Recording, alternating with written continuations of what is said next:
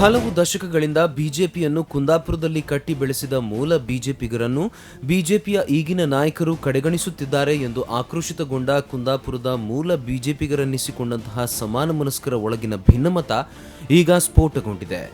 ರಾಜ್ಯದ ನಾಯಕತ್ವವನ್ನು ವಹಿಸಿಕೊಂಡ ಮಾಜಿ ಮುಖ್ಯಮಂತ್ರಿ ಯಡಿಯೂರಪ್ಪ ತನ್ನ ಕಟ್ಟಾ ಬೆಂಬಲಿಗರು ಹಾಗೂ ಚುನಾವಣೆಯಲ್ಲಿ ಹಣ ಸುರಿಯುವ ಸಾಮರ್ಥ್ಯವನ್ನು ಕಂಡುಕೊಂಡು ಕೆಲವರಿಗೆ ಆಯಕಟ್ಟಿನ ಹುದ್ದೆಗಳನ್ನು ನೀಡುತ್ತಿದ್ದಾರೆ ಎಂಬುದಾಗಿ ಈ ಹಿಂದೆ ಈಶ್ವರಪ್ಪ ಆರೋಪಿಸಿದ್ದಂತಹ ಬೆನ್ನಿಗೆ ಕುಂದಾಪುರದಲ್ಲಿಯೂ ಕೂಡ ನಿಷ್ಠಾವಂತ ನಾಯಕರನ್ನ ಕಡೆಗಣಿಸಲಾಗುತ್ತಿದೆ ಎಂಬ ಆರೋಪಗಳು ಕೇಳಿಬರುತ್ತಿವೆ.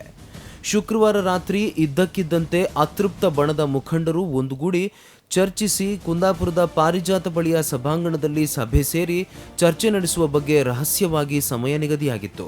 ಅದರಂತೆ ಶನಿವಾರ ಸಂಜೆ ಸುಮಾರು 150ಕ್ಕೂ ಹೆಚ್ಚು ಜನ ಸಭೆಯಲ್ಲಿ ಭಾಗವಹಿಸಿ ಬಿಜೆಪಿಯ ರಾಜ್ಯ ಹಾಗೂ ಜಿಲ್ಲಾ ನಾಯಕರ ವಿರುದ್ಧ ತಮ್ಮ ಆಕ್ರೋಶ ವ್ಯಕ್ತಪಡಿಸಿದ್ದಾರೆ. ಸಭೆಯಲ್ಲಿ ಹಾಜರಿದ್ದು ಮಾತನಾಡಿದ ಬಿಜೆಪಿಯ ಕುಂದಾಪುರ ಕ್ಷೇತ್ರದ ಸಮಿತಿಯ ಅಧ್ಯಕ್ಷರಾಗಿದ್ದಂತಹ ರಾಜೇಶ್ ಕಾವೇರಿಗೆ ಈಗಾಗಲೇ ಜಿಲ್ಲಾ ಮಟ್ಟದ ಹಿಂದುಳಿದ ವರ್ಗಗಳ ಅಧ್ಯಕ್ಷ ಸ್ಥಾನವನ್ನು ನೀಡಲಾಗಿದೆ.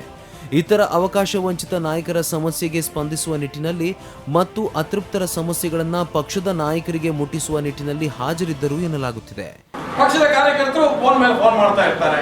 ಪ್ರಮುಖರನ್ನು ಎಣಿಸ್ಕೊಂಡಾದ 4-5 ಜನರಿಗೆ ಆಗಾಗ ಇಡೀ ಕ್ಷೇತ್ರದ ಫೋನ್ ಬರ್ತದೆ. ನೋಡಿ, ನಮ್ಮನ್ನ ಎಲ್ಲೋ ಮೆಟ್ಟುವಂತ ಕೆಲಸ ಆಗ್ತಿದೆ, ನನ್ನನ್ನ ಹಿಂದೆ ಪಕ್ಷಕ್ಕೆ ನೀವು ಜೋಡಿಸ್ಕೊಂಡಿದ್ರಿ, ಅದು ಇವತ್ತು ಯಾಕೆ ಜೋಡಿಸ್ಕೊಳ್ತಿಲ್ಲ, ಇವತ್ತು ನಮ್ಮನ್ನ ಯಾಕೆ ಬಿಟ್ರಿ, ಅವತ್ತು ನಿಮ್ಗೆ ಪಕ್ಷಕ್ಕೆ ಏನಂತಂದ್ರೆ ನಾವು ಬೇಕಿತ್ತ, ಇಂಥ ಪ್ರಶ್ನೆಗಳನ್ನು ಕೇಳ್ತಾ ಇರ್ಬೋದು. 10 ದಿನಗಳಿಂದ ಇದೆ. ನಾನು ಜಿಲ್ಲೆಗೆ ಇದನ್ನ 10 ಸಮಸ್ಯೆಗಳನ್ನ ಸ್ನೇಹಿತ ವಿಠಲ್ ಪೂಜಾರಿ ಒಟ್ಟಿಗೆ ಹೋಗಿದ್ದೆ. ಒಂದ್ ದಿವಸ ಊಟ ಮಾಡ್ತಿದ್ದೆ. ನಾವು ನಮ್ದು ಲಾರಿ ಮಾಲೀಕರ ಸಂಘದ ಊಟ 2 ಗಂಟೆಗೆ ಊಟ ಆಗ್ತಾ ಇತ್ತು. ಜಿಲ್ಲೆಯಿಂದ ಫೋನ್ ಬಂತು, ನಾಳೆ ಒಂದು ಪಟ್ಟಿ ಪ್ರಕಟ ಆಗ್ತದೆ ಅಂತ.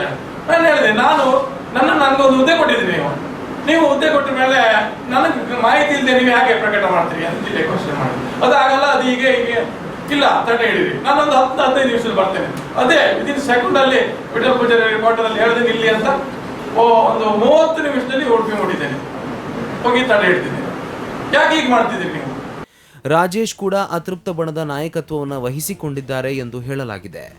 ಉಳಿದಂತೆ ಈ ಹಿಂದೆ ಹಾಲಾಡಿ ಶ್ರೀನಿವಾಸ ಶೆಟ್ಟಿ ಪಕ್ಷೇತರರಾಗಿ ವಿಧಾನಸಭಾ ಚುನಾವಣೆಗೆ ಸ್ಪರ್ಧಿಸಿದ್ದಾಗ ಬಿಜೆಪಿಯಿಂದ ಅಭ್ಯರ್ಥಿಯಾಗಿದ್ದಂತಹ ಕಿಶೋರ್ ಕುಮಾರ್ ಕಟ್ಟಾ ಬಿಜೆಪಿಗರಾಗಿದ್ದು ಸಾಕಷ್ಟು ಅನುಭವಿಯಾಗಿದ್ದರೂ ಈ ಬಾರಿ ಯಾವುದೇ ಹುದ್ದೆಯನ್ನ ಅವರಿಗೆ ಕೊಟ್ಟಿಲ್ಲ. ಅಲ್ಲದೆ ಶಂಕರ್ ಅಂಕದಕಟ್ಟೆ, ರವೀಂದ್ರ ದೊಡ್ಡಮಣ್ಣೆ, ಬೆಳವೆ ವಸಂತ ಶೆಟ್ಟಿ, ಉದಯ್ ಪೂಜಾರಿ, ರಾಜೀವ್ ಶೆಟ್ಟಿ, ವಿಠಲ್ ಪೂಜಾರಿ, ಮೆರಡಿ ಸತೀಶ್ ಶೆಟ್ಟಿ, ಪ್ರದೀಪ್ ಚಂದ್ರ ಶೆಟ್ಟಿ ಬಿತ್ಕಲ್ಕಟ್ಟೆ ಮೊದಲಾದ ಹಿರಿಯ ಬಿಜೆಪಿಗರಿಗೂ ಕೂಡ ವಂಚಿಸಲಾಗಿದೆ ಎಂದು ಸಭೆಯಲ್ಲಿ ಆಕ್ರೋಶ ವ್ಯಕ್ತವಾಗಿದೆ. ಆದರೆ ಈ ಬಗ್ಗೆ ಸಭೆ ನಡೆಸಿದ ಪ್ರಮುಖರು ಇದೊಂದು ಪಕ್ಷ ಸಂಘಟನೆಯ ಸಭೆ ಎಂಬುದಾಗಿ ಬ್ಯಾನರ್ ಹಾಕಿಕೊಳ್ಳುವ ಮೂಲಕ ಸಭೆಯನ್ನು ರಹಸ್ಯವಾಗಿ ನಡೆಸುವ ಯತ್ನವಾಗಿದ್ದರೂ ಸಭೆಯಲ್ಲಿ ಚರ್ಚೆಯಾಗಿದ್ದು ಮಾತ್ರ ತಮ್ಮನ್ನ ಕಡೆಗಣಿಸಲಾಗುತ್ತಿದೆ ಎಂಬುದಾಗಿತ್ತು. ಈ ಬಗ್ಗೆ ಯಾವ್ಯಾವ ಕ್ಷೇತ್ರದಲ್ಲಿ ತಮಗೆ ಅನ್ಯಾಯವಾಗಿದೆ, ಯಾರ್ಯಾರು ಮೂಲ ಬಿಜೆಪಿಗರು, ಸಂಘಟನೆಯಲ್ಲಿ ತೊಡಗಿಸಿಕೊಂಡವರು ಪ್ರಮುಖ ಹುದ್ದೆಗಳ ಹಂಚಿಕೆ ಸಂದರ್ಭ ವಂಚಿತರಾಗಿದ್ದಾರಾ, ಅವರ ಅಭಿಪ್ರಾಯಗಳೇನು ಎಂಬುದಾಗಿ ಪಟ್ಟಿ ಮಾಡಿ ಜಿಲ್ಲಾ ನಾಯಕರಿಗೆ ನೀಡುವ ಬಗ್ಗೆ ತೀರ್ಮಾನಿಸಲಾಗಿದೆ. ಈ ಮನವಿಗೆ ಸ್ಪಂದಿಸದೇ ಇದ್ದಲ್ಲಿ ಪಕ್ಷ ತೊರೆಯದೆ ತಮ್ಮದೇ ಪಕ್ಷ ಮೂಲ ಬಿಜೆಪಿ ಎಂಬುದಾಗಿ ಹೋರಾಟ ಮಾಡುವ ತೀರ್ಮಾನಕ್ಕೂ ಬರಲಾಯಿತು. ಜೊತೆಗೆ ನೂತನ ಪದಾಧಿಕಾರಿಗಳಿಗೆ ಸ್ಪಂದನೆ ನೀಡದೆ ಅಸಹಕಾರ ಚಳವಳಿಯನ್ನು ಅನುಸರಿಸುವ ಇಂಗಿತವೂ ಕೂಡ ವ್ಯಕ್ತವಾಗಿದೆ.